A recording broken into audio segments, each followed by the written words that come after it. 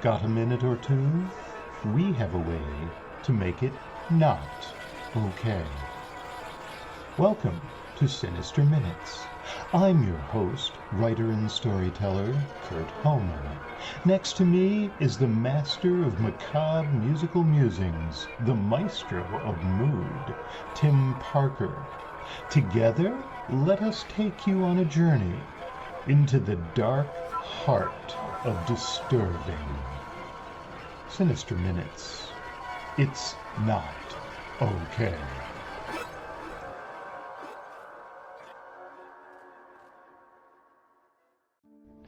Sinister Minutes features tales that include disturbing content. That's intentional, because like the podcast itself, the creators here at Sinister Minutes are really not okay. Content featured on this podcast may include descriptions of abuse, addiction, alcohol, blood, bodily fluids, bondage, bullying, burning, cancer, cannibalism, cheating, clowns, confinement, control, cults, death, decapitation, depression, diet, divorce, domestic abuse, drowning, drugs, dying, eating disorders, epidemics, experimentation, family conflict, fear, fighting, fire, gaslighting, ghosts, gore, guns, harassment, hate crimes, hazing, homelessness, homicide, hospitalization, hostage situations, hostile work environments, illness, incarceration, infidelity, injury, institutionalization, kidnapping, manipulation, medical procedures, memory problems, mental health issues,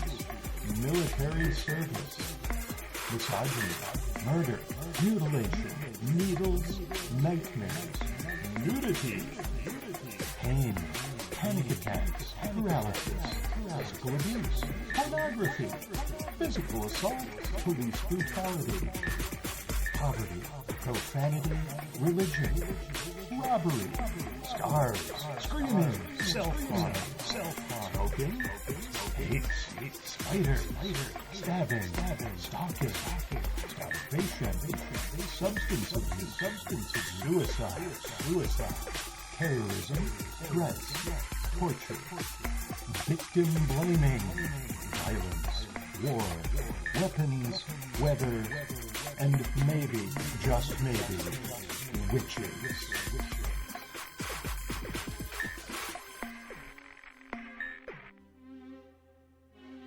Hey there, and welcome to another episode of the Sinister Minutes podcast. Thank you, as always, for listening and for telling everybody you know about us. Just ignore the looks on their faces as you extol our virtues in the office, on the bus, or there amongst the ripe melons at the grocery store. If you enjoy the show, please leave us a review or a 5-star rating on Apple, Spotify, or wherever you listen to podcasts.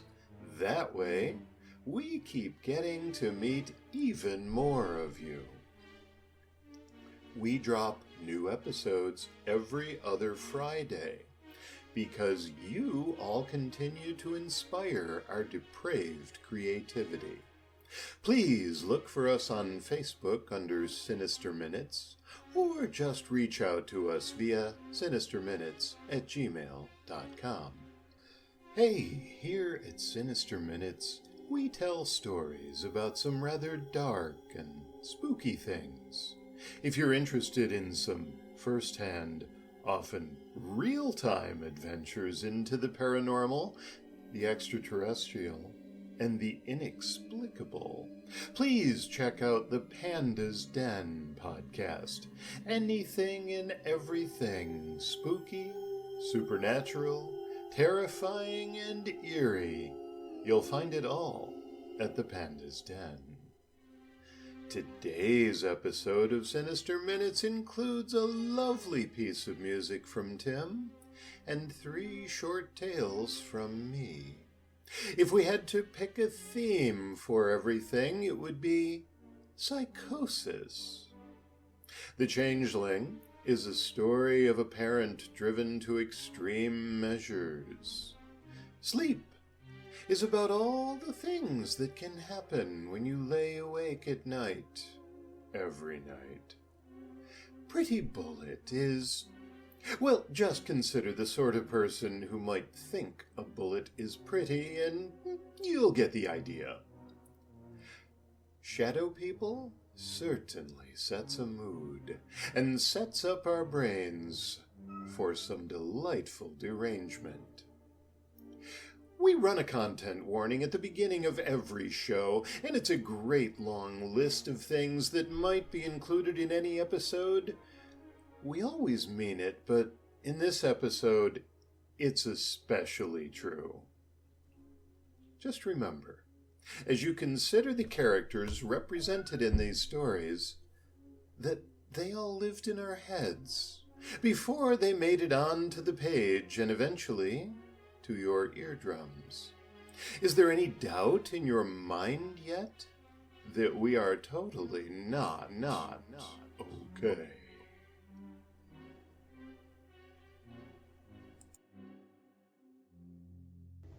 The Changeling, written and narrated by Kurt Homan.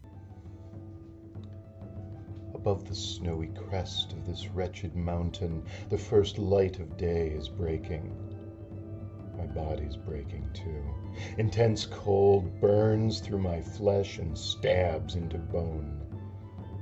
The fire raging inside keeps me moving, a flame ignited one morning by the sight of a sickly, gray-skinned body in a tiny cradle. The Changeling. The thing they left behind. The night they stole away my pink, healthy daughter. The doctors all drew from their science, their textbooks, so certain of their explanations. I know better. The old stories hold the truth. My childhood was filled with their legends. I've delved more deeply and studied the arcane scrolls, read the ancient manuscripts, learned their ways. And thus I clamber across the barren slope at the edge of the world, far from home, awaiting that first ray of sunlight. Doing what had to be done, locating this doorway, getting here, all have cost me dearly. And through the portal, even greater trials loom, because they won't give her up easily. The codex was clear. At the precise moment the first ray of morning sunlight splashes through the narrow crevice above me, I can cross the threshold. My limbs groan even as my heart pushes me onward. Inside my coat, I touch it. The Changeling. Nothing now but a dry, wrinkled husk of fairy. The thing that I return in exchange for my child.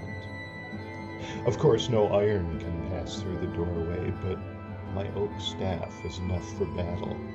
It must be. They will be many, but they do not expect visitors. They believe this portal forever hidden. At last, sunlight pierces through, and, staff clutched firmly, I step across the threshold, through the door. Cruel laughter echoes from walls of stone as I plummet to the jagged rocks below.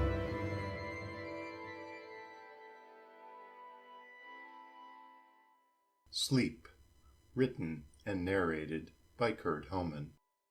Not much going on at 3 a.m. on a Tuesday. I'm wide awake. The world's asleep, so I gotta find things to do.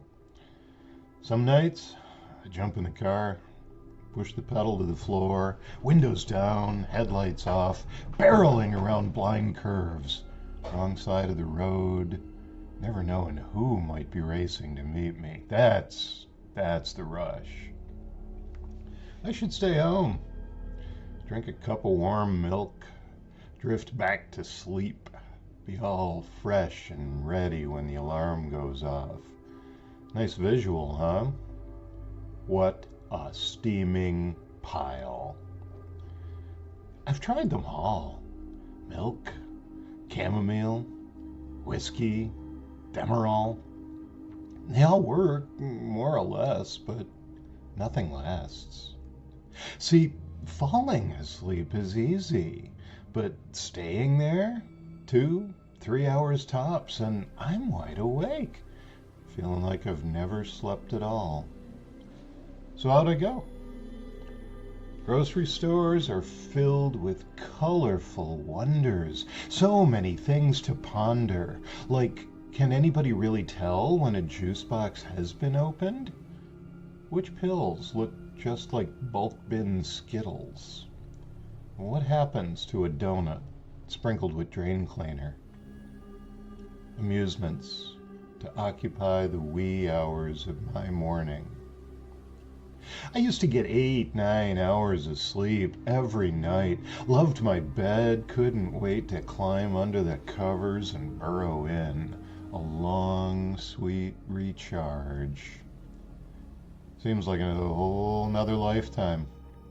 Might as well be a dream. Except I don't. Dream, that is.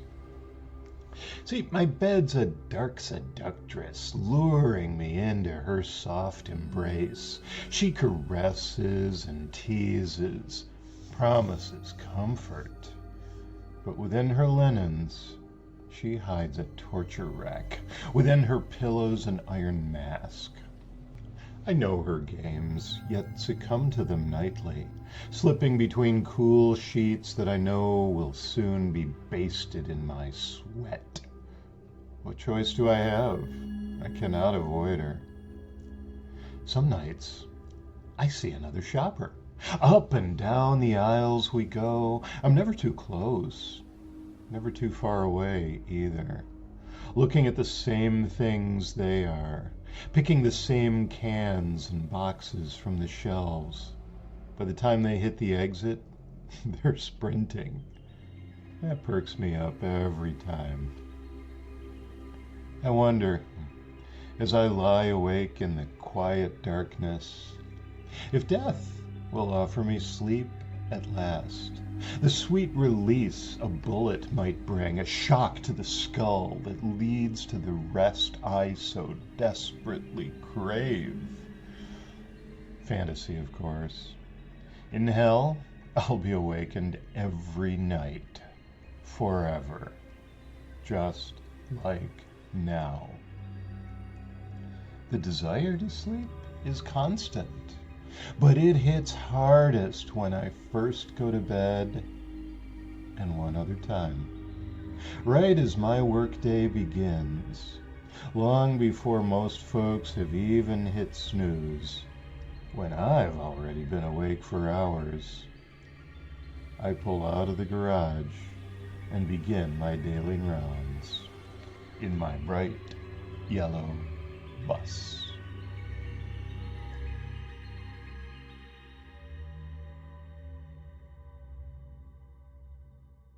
Pretty Bullet, written and narrated by Kurt Homan. One bullet, the shape, the delicate smooth texture, such a well-crafted sculpture, a work of art unto itself, pure beauty. This is quality, special order, like nothing I'd find at some local gun shop. They were worth skipping a few meals. See, I only need one, but they don't sell them that way. Seems a waste. The other 19 won't get used, not by me anyway. They'll still serve a purpose, a reminder, all lined up so neatly on the table their points aimed at heaven, my shrine. Hemingway used a shotgun shell, for crying out loud. You can't get enlightened with a shell. I reckon he was just losing it at the end. Ah, Papa, if only you'd known. I know I can't use any old thing to open the gates. Enlightenment's a big word, ain't it? Kind of thing people spend hours talking about. Round and round they go, never getting any closer. It's so very simple. Means letting in the light. And you can't let in any light without tearing down some walls, now can you? Papa knew that much at least. He'd been everywhere, done everything. But he still wasn't letting in the light. By the time he figured it out, it was too late. They'd already corrupted him. Already convinced him. Won't happen like that again. Not with me. I don't have to do all the stuff he did. Run with bulls? I spend too much of my life running from rats. Fancy folks in their big cars and big houses never see the big rats. But they're always there, watching, waiting. This bullet? This one right here, it stands out from the rest. This is the one that lets in the light, the one that clears all the nasty out of me, once and for all. Thought about joining the army at one time, but life's already a war zone. Christ's sake, tweakers here will kill you for your shoes. Why do I want to go fight somebody else's war? Yeah, I know. Papa went to war. He didn't really fight, though, not for somebody else's ideals, just his own. I respect that. You got wounded out there. I've got wounds, too, some that everybody can see, but most of them are hidden. Cold, hard steel against my skin. Longer I hold it, warmer it gets. Warm as life itself. That's what it is. A way to find life. My way, my life. Why do you have to use a shotgun? What the hell was he thinking? Too clumsy, too damaging. Like a surgeon using a chainsaw. Sure, it let in the light, but too much, too fast, fries the brain. Enlightenment has to be precise. A nice, neat hole, just enough to let some light in. I don't want to blow my fucking head off. Just clean house. And get them out, once and for all. They've been with me all along. They're there in your head, too. Most everybody's got 'em, but pretty soon, I won't. And then I'll tell the world how things really are. It's always dark back there. See, they can't survive in the light. They're like vampires that way. Nasty vampires that suck your soul dry. Papa knew. He tried a million ways to get rid of them, but he never found one. Not till the end. And then it was all clear. But just for a flash. I need more. I want the world to know. I want 'em out, and then I'll tell the whole world how to do it. No more drugs, no more pain, all gone in an instant. That bullet, it's so pretty. I wrote my initials on it, etched it in real carefully. I didn't want to detract from its beauty. It's perfect, and soon I will be too. Papa and me, we both tried everything else before it came down to this. Booze don't help. It just makes you weak. Makes you think you're breaking free, but you're not, 'cause the shackles are on the inside. First, you break down the prison walls. Then the shackles melt. Nice and sharp. Just like a pin at the end. I took a file to it, because that hole needs to be neat, at least in front. Out back, the wall comes down. Right between my eyes.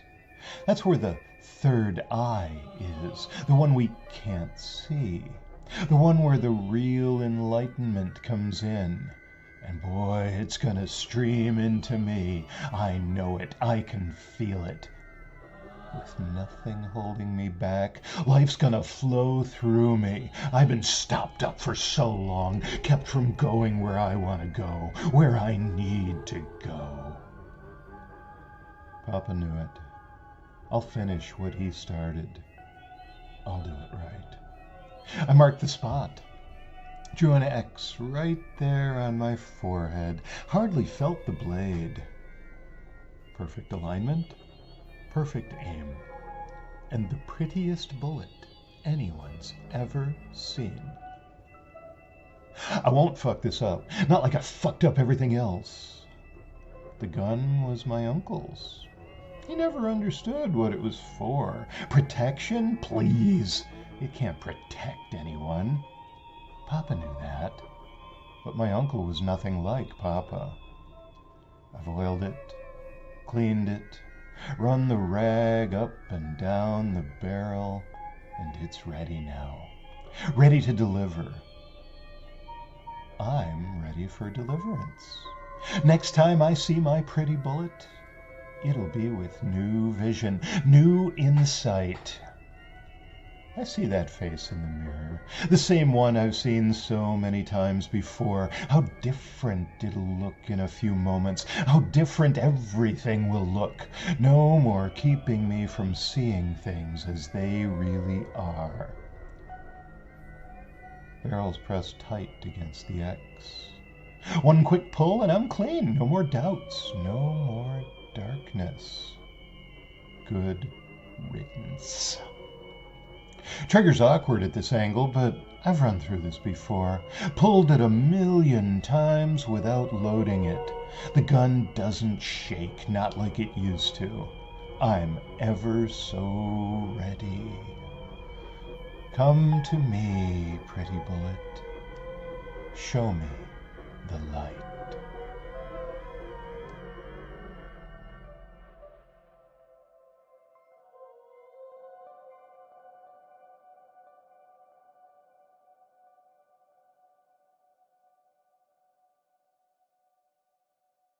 Shadow People, written and performed by Tim Parker.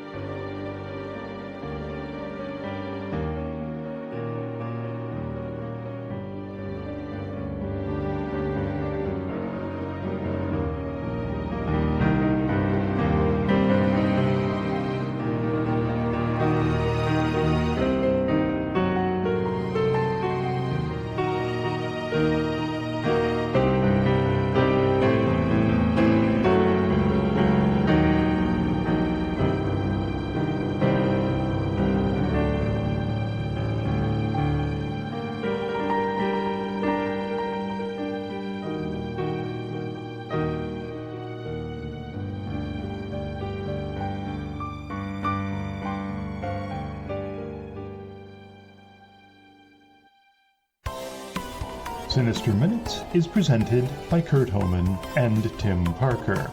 The musical score was composed and performed by Tim Parker. Our production team consists of Kurt Homan and Tim Parker. On behalf of everyone here at the Sinister Minutes podcast, namely Kurt Homan and Tim Parker, we thank you for listening, for joining us as we explore all the ways in which we are not okay. This audio program is copyright 2024 by Kurt Homan and Tim Parker under a Creative Commons Attribution, Non-Commercial, No Derivatives license.